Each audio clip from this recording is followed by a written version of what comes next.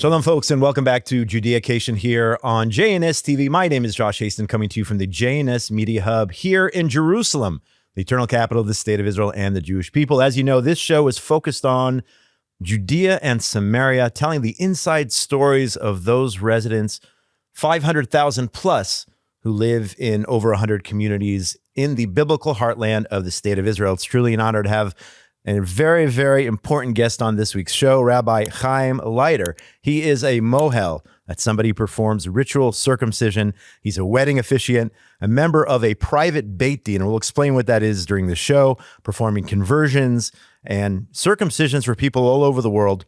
In 2015, he created an organization called Magen HaBrit, committed to protecting both the sacred ritual of Brit Milah, circumcision, and the children who undergo it. Rabbi Leiter, it's great to have you on the show. It's great to be here. Thanks for having me. Let's start with the organization you founded, Magen HaBrit. Explain what this means. The sacred ritual of Brit Milah, protecting that, and the children themselves. Explain that. So there are different aspects of Brit Milah that can be safer and more dangerous, so to speak. I don't want to say Brit Milah is dangerous in and of itself, but it's something which is not as safe for the baby, we'll say, okay? And so what I wanted to do was, since the Rabbinate of Rashit of Israel, right, the main rabbinic body of Israel, has their sort of stance on certain issues when it comes to Brit Milah, and I was never going to be able to change those, I thought the best way to help is to educate parents. And parents, if they know more, it's sort of like any operation your child goes under, right? If you're going to have a child that, God forbid, has to have a brain surgery or something like that, we all know what happens, right? You ask everybody under the sun, who's the best doctor? What's the, and you start researching every single aspect of it. For some reason, when it comes to Brit Milah, parents are more likely to just ask their friends and say, hey, who should I go with? And I say you should treat it like, I don't know if anybody's ever seen The Wedding Singer, where you go around and you look at all the different wedding bands and you find out what's going on. What's this mohel like? So I wanted to get the education out there, get people to know who are the safe mohelim, who are doing it the safest, who are the most competent, and try and help and keep it safer. I want to get back to the Brit Milah in a few minutes. I should have introduced you also, specifically for this show, as a resident of Efrat. You live in Gush Etzion. And that's why we're having you on the show, amongst all the other accolades and accomplishments and the important work that you do. Talk about your experiences since the beginning of the war, since October the 7th. You're very, very active. I know you published in many publications, including JNS, speaking about the work that you do, and you get into politics, and we'll talk more politics and whatnot. But just specifically as a resident of Judea and Samaria, share some of those experiences. I'll tell you, we moved to Efrat about 4 years ago. And the funny part was we were sort of in the tail end of COVID at that time. So it was sort of this, like we were already in bomb shelters, so to speak, as we came to Efrat. We didn't really get to know people as quickly as we would have liked to. But as things started to open up after the first couple months, half a year or so, we got to meet lots of amazing people. And the truth is, I found Efrat, having lived previous in Jerusalem for 13 years, to be just the most welcoming, wonderful people.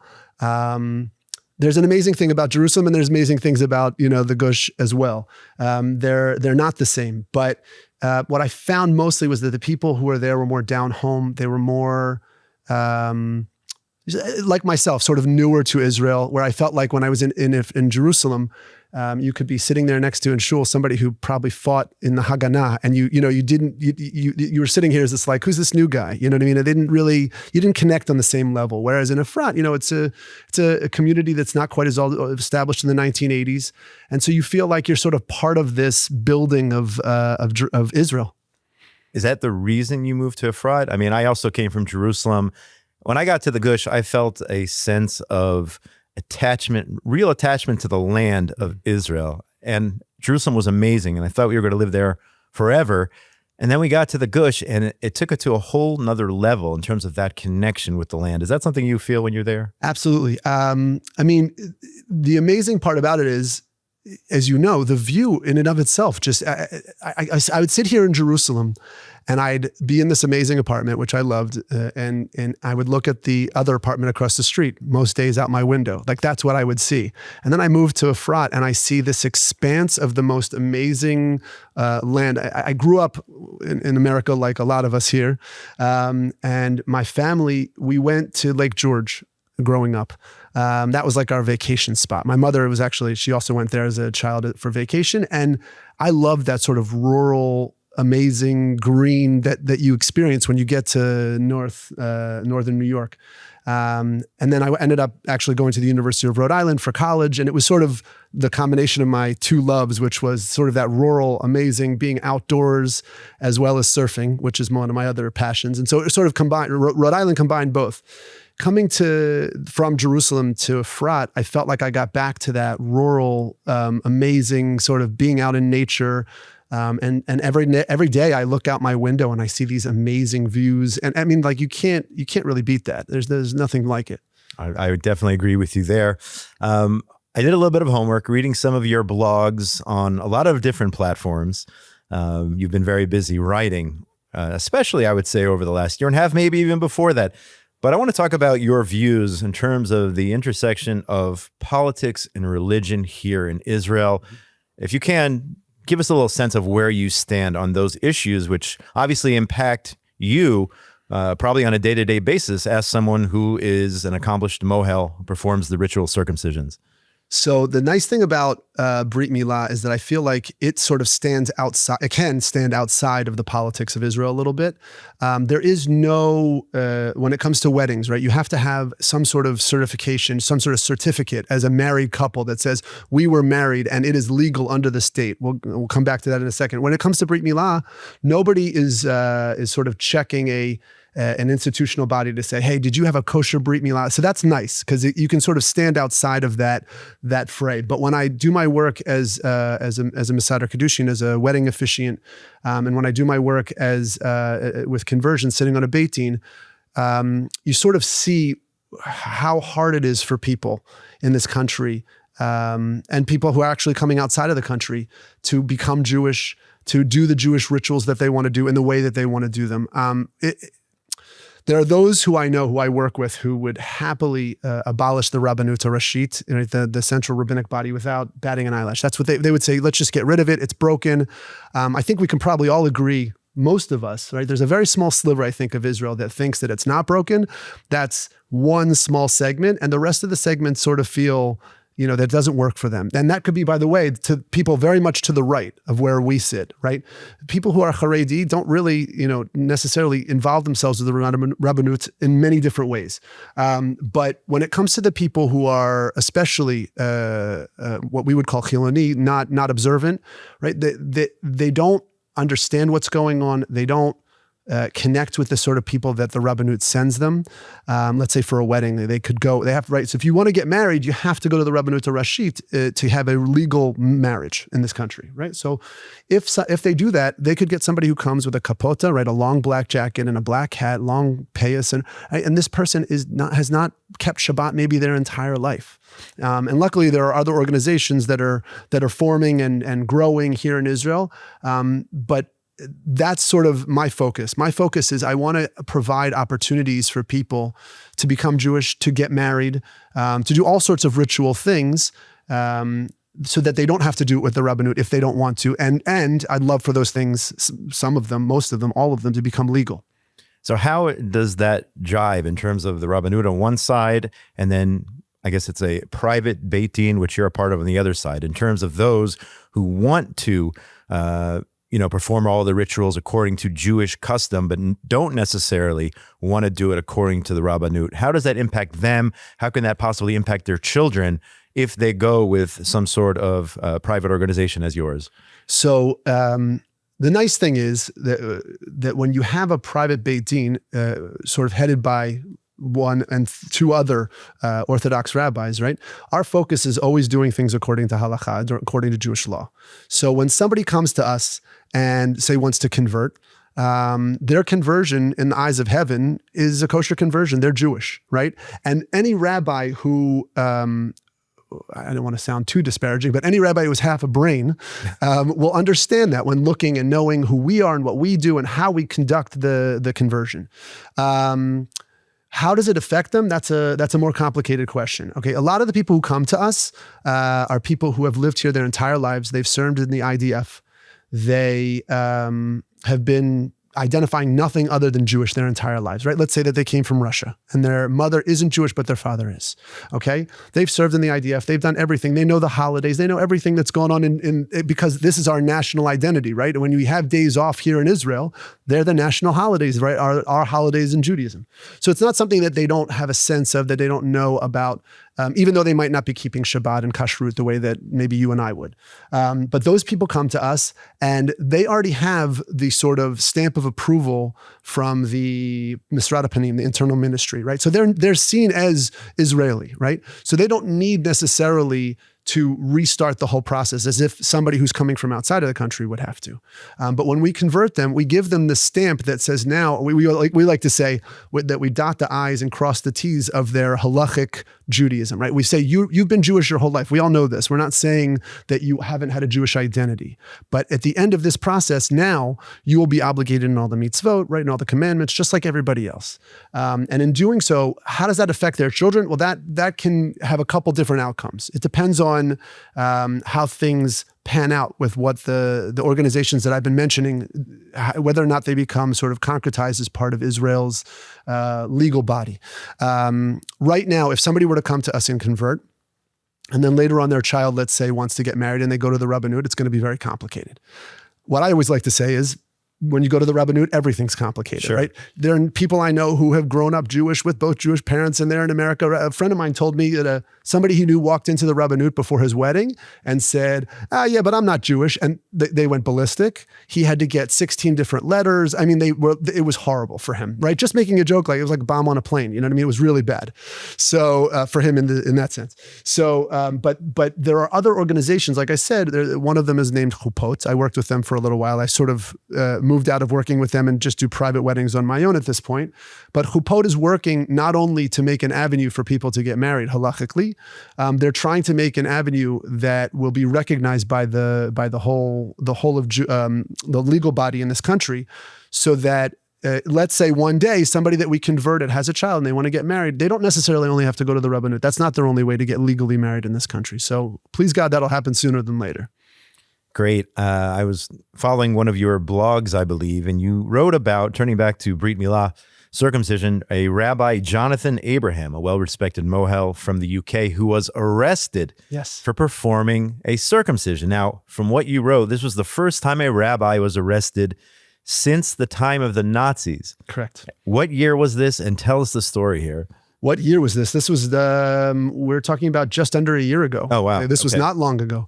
What happened was this rabbi in mohel who lives in London, I believe, made his way to Ireland. And when he came, he was coming to do circumcisions. As I travel as a traveling, I mean, I've been, thank God, all over the country, all over the world. I've never thought when I sort of embarked on my job, my trajectory to become a mohel, I never thought I would be traveling all over the world. I ended up doing that, and I ended up still doing that, thank God.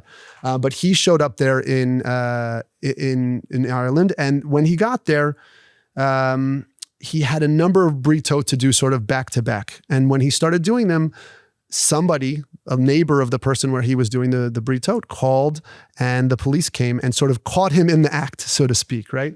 Now, what was understood at the time, or previous to that, I should say, it was understood that on the books in the country, they said you have to be a medical professional to perform circumcision. But it was sort of an implied premise there was, but when it comes to ritual circumcision, that's opted out. And this was the first time this had ever happened. And I think it's no accident that it happened, since we've had all our struggles here in this country since October 7th. I think it's political, you're saying, because Ireland certainly has not been a friend overall. Not at all. I think it was the state of Israel. There was definitely political motivation. What also happened, which was also horrible, was he was thrown in jail for a number of weeks. For a long chunk of time, he wasn't given kosher food. He wasn't given tefillin to wrap, and so they tried to get him out on humanitarian grounds. And then in the end, he was able to post bail. They allowed him to post bail and go back to England. And as the last I had heard, they had not moved there had been no move forward in the actual court case. So it's unclear whether or not they're sort of going to just back off and say, let's just forget this ever happened, or if he's going to come back and have to actually stand trial. Well, let's hope for the best for that, Rabbi. Absolutely. At the same time, in terms of a positive experience, which you shared, you performed a ritual circumcision, a Brit Milah in Nairobi, in Kenya. Correct. Talk about that experience and a little bit, if you can, just about the local Jewish community in Nairobi, Kenya, which I don't know how many people actually know about. Correct. The truth is, before I got the call, I didn't even know about it. As it turns out, there is a core group of people there. A lot of them are expats, but that live in Kenya.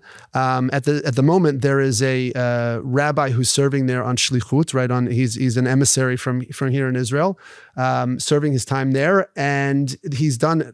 I mean, it's an amazing thing. There's this entire compound. When you walk onto this compound, you'd be surprised. First of all, you have to get through the gate because there's just like everywhere around the world, Jews have to stay safe. But when you get onto the compound, it's like multiple buildings. There's a shul, there's a house. So I get this call. I make my way there. I had to go through Dubai both ways, 5-hour layovers, I think, in both directions, and middle of the red eyes. It was crazy. And I had to stay over Shabbat. I shouldn't say had to. I was blessed to stay there for Shabbat. So I really got to see the community. And what's amazing is it's a real mix of these expats and local people who have been converted, some of which were converted by my Rav Riskin, who is the rabbi of Efrat. And what happens is, just like all the politics in Israel, there are politics outside of Israel. The South African Beit Din is notorious as maybe being even more strict than the London Beit Din, which is known to be one of the strictest. And the South African Beit Din, I think, might not even accept conversions from the Rabbinate Rashit here in Israel. They might actually only hold by their own conversions. So when it came to Rabbi Riskin's, they did not think that the people who had been converted by him were Jewish. So therefore, they wouldn't send them a mohel. So I got the call, and I went there for the weekend, and it was, not only was the bris amazing, the bris ended up being just before Shabbat. I've never done this before. So it was just before Shabbat. Then we did Kabbalat Shabbat, we did all our prayers, and then we went in and had our Shabbat dinner, which was the meal connected to the Brit Milah. You always have to have what's called a Sudat Mitzvah, right? Sure. A meal with the bris. And so it was this long, elongated, really beautiful sort of ceremony. And then I actually got to go on a safari before I came back, which was it was crazy. It was very, very cool. That's a great story. I want to turn to politics now, just straight out politics. Usually with the guests on this show, we just delve right into politics. All right, let's get into it. All right. And I'm going to quote you. This is something that you wrote. I don't remember exactly when, but I think recently you wrote the following. There is no one better to weather the storm of the war that has been thrust upon us than Netanyahu, referring to our current prime minister. For the past 4 years, specifically the last year and a half, Israel's security has been paramount. There is no other politician who would have stood up to the pressures of the Biden administration quite like he did, and that will likely prove more valuable as time goes on. Now, I don't know if this is an endorsement of Prime Minister Netanyahu. I don't know if that's somebody you voted for, and I won't ask you who you voted for, but this is a paragraph. We do that in Israel very often. Yeah, it's common. In the United States, you don't do that. Here, everyone asks who you voted for. I'm not going to ask you who you voted for, but just the way, after reading this, the way you think the war has been handled by the Prime Minister. I mean, this seems like at least a solid endorsement, I would say, in terms of being the best person suited for the job based on the current reality. How's Prime Minister Netanyahu doing? I actually, look, I don't think anyone's perfect. I don't think any administration is perfect. I don't think any country is perfect. But like I said there, I really feel like he was the man and is the man for the job right now. And as much as people like to critique what's happening and like to play Monday morning quarterback and say, I think we should be doing this, or I would have gotten all the hostages back. Everyone asks the same question. Okay, well then how? How exactly would you have liked to done this better? And no one has a good answer. But when it comes to the Biden administration, I really feel like if we had had the previous administration in power, I think it would have been very hard. I think it would have been very hard for us to sort of progress in any way. And I think that our hands were tied. Our hands were very tied in what we did. And I think Again, I don't think we've seen the full fruits of our labor right now. I think that, as you know, we're gearing up for something big again, and I'm very interested to see what will come of that. But I think that even what we got done the first time around, and maybe even what we call it the second time around, I don't think we would have gotten very far at all if somebody else had been in power, because I just don't think that they could have said to America, thank you, but no thank you. Is it fair then to say you're optimistic in terms of the way things are going at this juncture? Look, I think I'm optimistic of a success in some fronts when it comes to this war. I have been saying since the beginning that I do believe that our chayalim, our soldiers, are working day in and day out, not just to keep us safe, not just to win the war, but to get us our chatufim back, to get us our hostages back. The language of the administration, as you know, has slightly changed as of late, right? In the last, week or two, we're starting to hear, murmurs of, we're not really interested in getting the chatufim back. That's not our main goal. It's not our main focus. From the very beginning of this conflict, there are those of us, and I'm one of them, who have said, I would never wish this and don't want this. And I wanted every one of our chayalim to get every one of our hostages back. But at the same time, the reality was that this is so complicated, that this is such a situation that's fraught with almost impossibilities, that anyone that we got back, I always said, is like, this is icing on the cake. We really shouldn't have been from the very beginning looking at this as our main focus is to get the chatufim back. Why? Because that really ties your hands. You're tying your own hands in some ways. And I feel like we needed to sort of focus our goal on defeating Hamas and doing our absolute best to get them back. But that might be more of a secondary focus. I hope that's what the language change is about. It's about in saying, our main goal right now is we need to win this war, and please God, in that goal, the success will come to bring people back. But it's like almost impossible to imagine how this could work out in a 100%, or even where we're looking at the numbers we're looking at now as a 100% victory in that front. Turning back to Judea and Samaria, what is the future for the Jewish residents in Judea and Samaria? I know we're growing, thriving, numbers are picking up, communities are being built. Despite all the obstacles, as I've said many times, I feel like we are the underdogs, not only in Israel, but amongst the world community. What does the future hold? Truth be told, I only see more of what you're talking about. I only see more growth. I see more people coming there for so many different reasons. It's interesting because you probably, if you haven't met anyone from Judea and Samaria, you would think every single one of us is a diehard settler that would do, I don't know, anything to, right? The truth of the matter is, if you come to Efrat, I think your neighborhood is much the same. Our focus has been, up until October 7th, our focus was been to live peacefully with our neighbors, to have a good relationship with our neighbors. We had many workers coming from our neighborhoods adjacent to us. And I think we sort of prided ourselves in that. Unfortunately, because of our present situation, things have been much different. We haven't been able to have as cohesive and interactive back and forth. And that's probably the scariest thing for me, is that I can't see right now how we're going to get back to a place where we live peacefully and working together. And I think that should be our ultimate goal. But right now, we're too fraught with unknowns. But when it comes to who comes to Efrat, like, you have people who come to Efrat just because they say, hey, the living is better, the cost of living is better, the education is great, right? There's so many positives. They don't say, we should just conquer everything and kick all the Arabs. Like, that's not who we are. Definitely not in Efrat.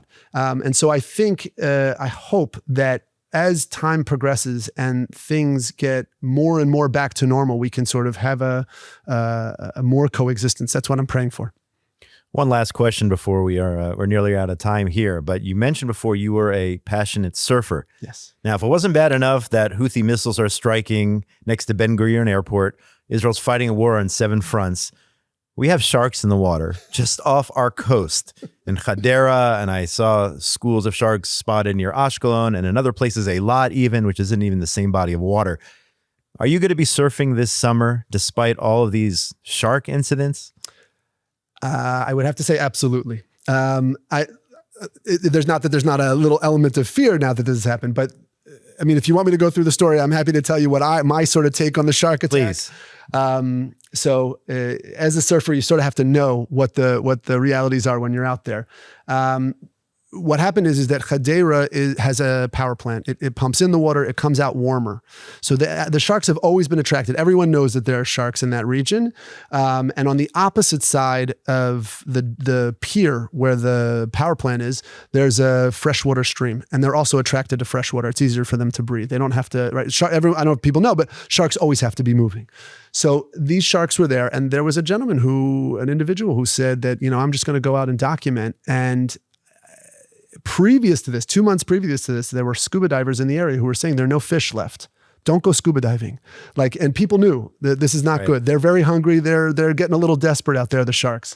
And this guy went out and sharks have a certain sort of a spiny skin, and they might have just cut him just a little bit. And as soon as that happened, it became a feeding frenzy. It was horrible. It was a horrible thing. One of my favorite jokes that I actually saw online, though, was that the 2 weeks previous to this attack, there's a new wave pool that has been in Tel Aviv that just opened up. And they were saying that the owner was being investigated for releasing sharks into Hadera. It's just a joke, people. He didn't actually do anything. No, nobody's being indicted here or anything. But the truth is, when it comes to surfing, you just know that that's a reality out there, unfortunately, and you have to deal with it. Well, good luck with that. Be safe out there in the water. I want to thank you for your time today, Rabbi Hayim Leiter, a mohel, a wedding officiant, and so much more, a surfer, everything else. I want to thank you so much for coming in today. It's been a pleasure having you on. Thanks for having me. You're very easy to find on social media, on all sorts of media, in terms of your writings and everything you do. So keep up the great work. Thanks. I want to thank everyone behind the scenes here at JNS TV, Yuri Svertsky, Zach Sickerman, Ryan Lifshitz, and my producer, Esther Eden. Make sure you go to JNS TV for all the amazing content which comes out of this studio, the JNS Media Hub here in Jerusalem, the eternal capital of the state of Israel and the Jewish people. Also go to jns.org for all the latest breaking news from Israel, the Middle East, and the entire Jewish world. Have a great week, everybody.